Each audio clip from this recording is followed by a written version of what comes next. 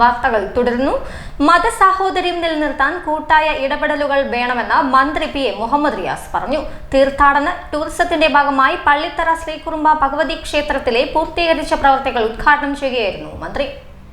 മതനിരപേക്ഷതയാണ് നമ്മുടെ സൗന്ദര്യമെന്നും മതസാഹോദര്യം നിലനിർത്താൻ കൂട്ടായ ഇടപെടലുകൾ ഉണ്ടാകണമെന്നും മന്ത്രി പി എ മുഹമ്മദ് റിയാസ് പറഞ്ഞു.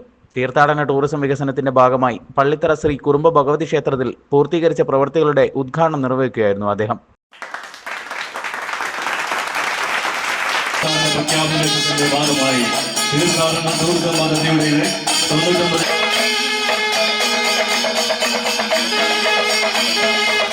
ഒരു മതവും മനുഷ്യരെ തമ്മിൽ അകറ്റുകയോ ആക്രമണങ്ങൾക്ക് ആഹ്വാനം ചെയ്യുന്നോ ഇല്ല.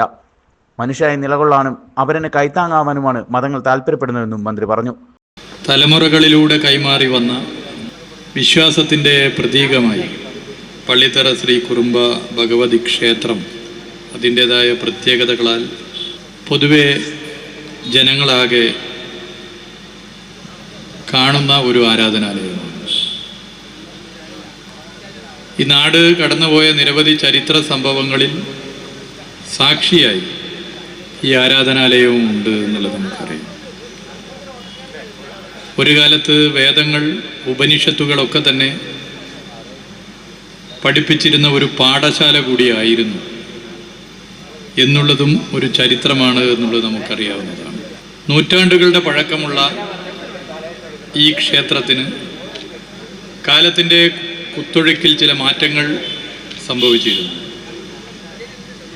അതുകൊണ്ട് തന്നെ കാലാനുസൃതമായ മാറ്റങ്ങൾ വരുത്തേണ്ടതും സൗകര്യങ്ങൾ മെച്ചപ്പെടുത്തേണ്ടതും അനിവാര്യമാകുന്നൊരു സ്ഥിതി വന്നു.